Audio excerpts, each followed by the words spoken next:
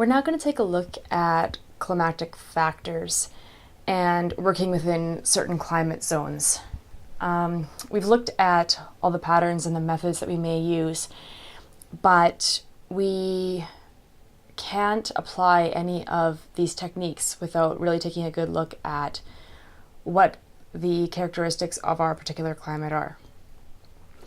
And these climatic factors are simply an expression of pattern. And it's so obvious to us, and we're so good at recognizing it, that we don't even notice it because we're absolutely immersed in it. We're always discussing this topic. It is the number one topic of small talk, is the weather and our climate and what it's like out that particular day.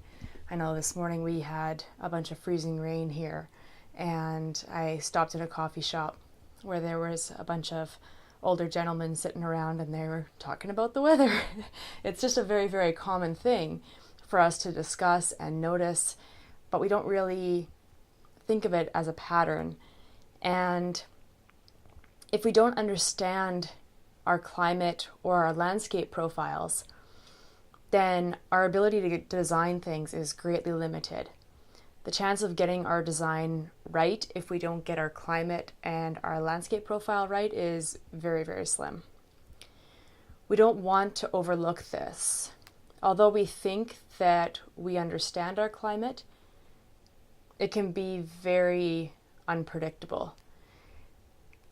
There are patterns that we see. We know if we live in a cold climate or a warm climate, but there's always extremes and always variables. So at that point, we need to look at what are the facts about each climate? What is more or less constant, or what kind of patterns can we see?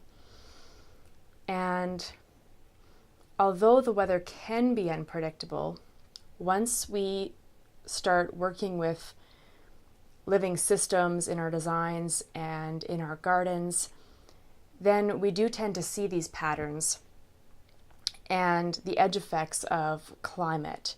So the edge effects of climate being, we can have drier than normal years, or we can have wetter than usual periods.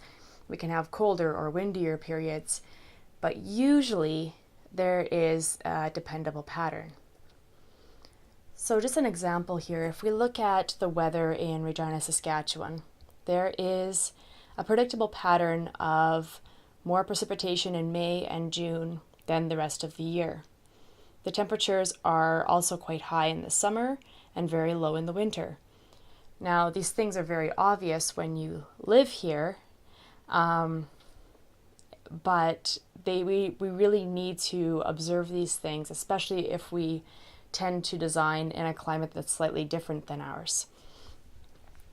And we really hope that there is a pattern to our weather, because if there isn't a dependable pattern, then we are in major, major trouble. Our life systems wouldn't continue to exist. We exist because our climate follows a fairly dependable pattern. And we depend on that climate being within a certain range.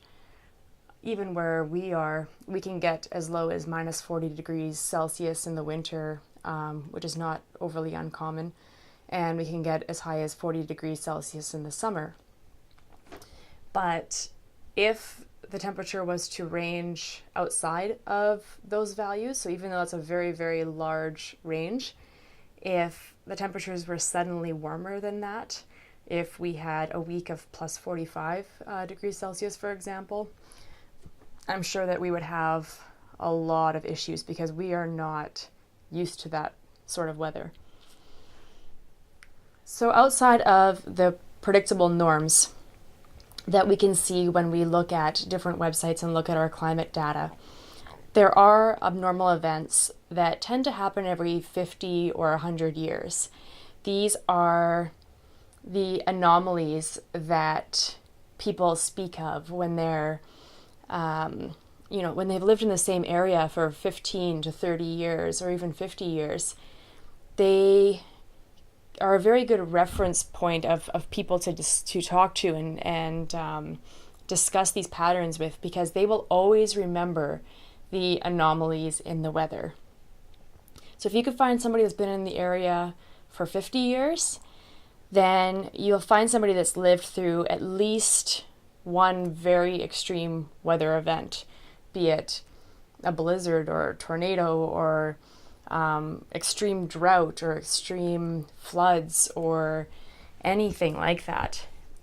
It's something that people would definitely remember, and they can usually tell you about, oh yeah, I remember the storm of 88 or whatever, because it really stands out in their minds.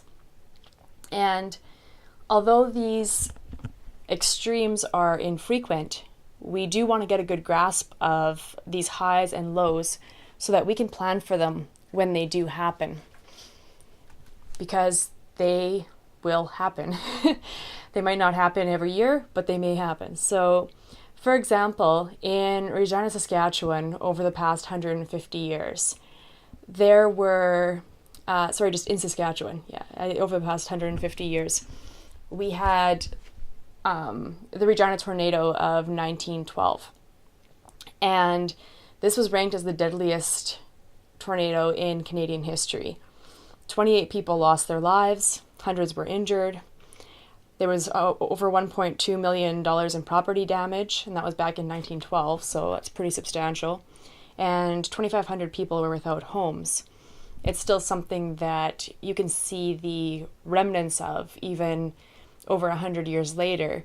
If you go downtown, you can see brick buildings where the bricks are kind of jagged in one color, and then you could see that the building had been rebuilt above that.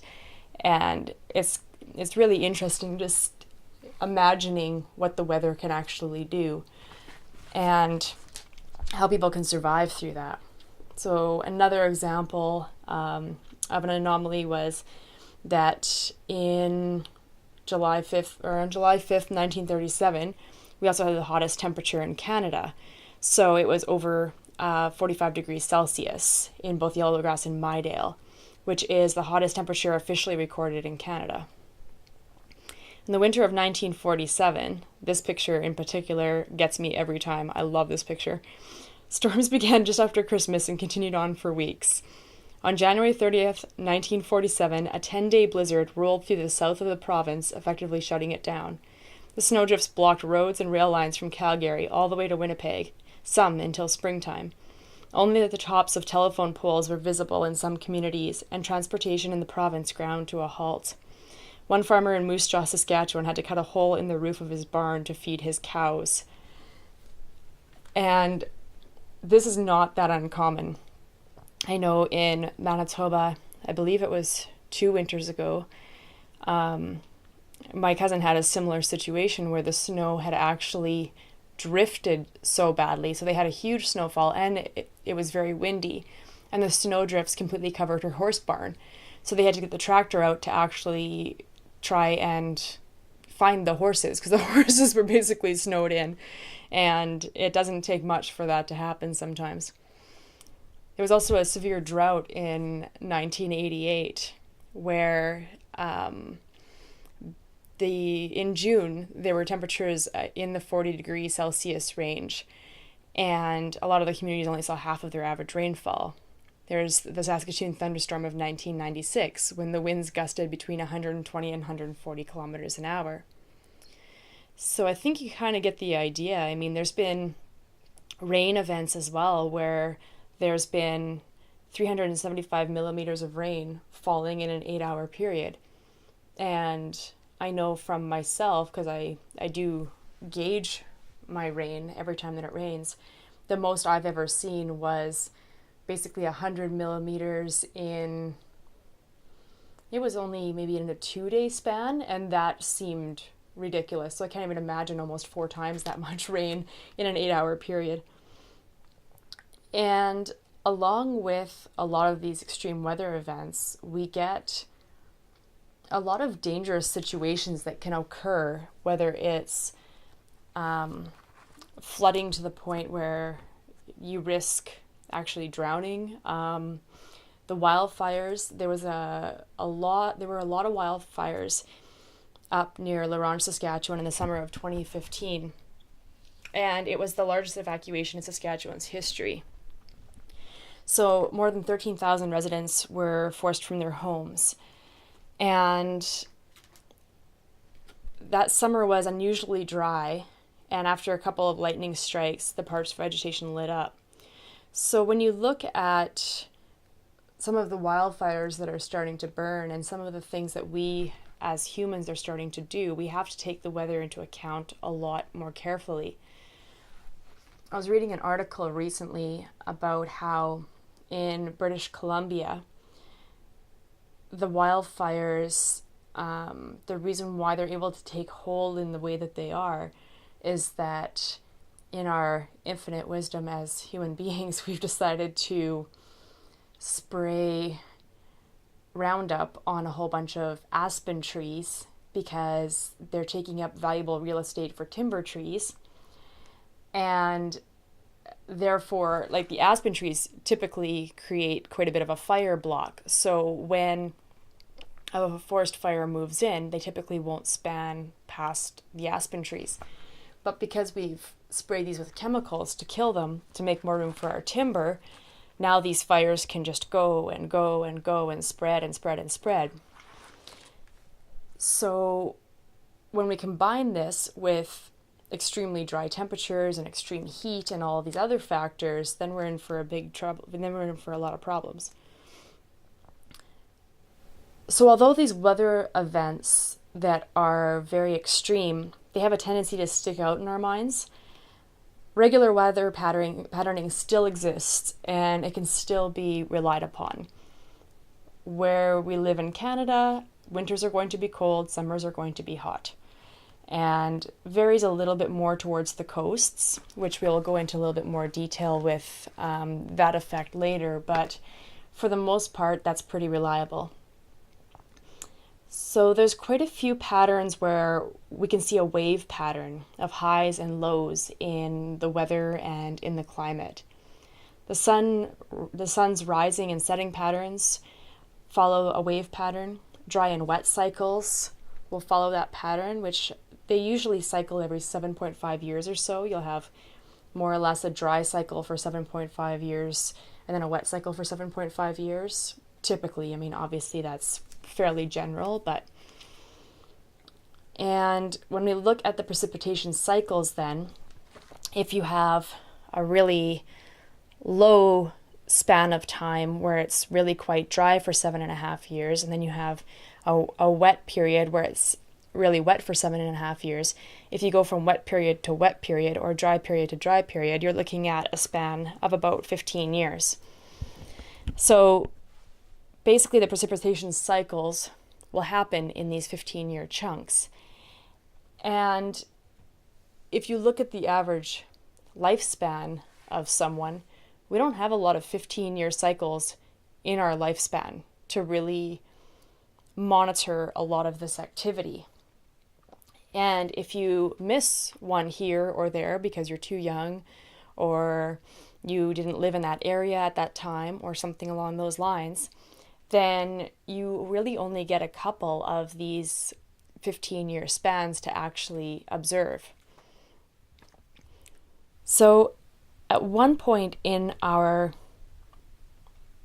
history, we would have referenced the older generations, and we would have gained information from their knowledge, and they would have obtained their knowledge from an older generation, and so on, because we would have been more static at the time in how and where we lived. Nowadays, we tend to move around a lot, and it wasn't that long ago that people would live in the same area for very long, prolonged periods of time, and land would be passed down from generation to generation to generation. So we would have a lot of that historical knowledge just from older generations.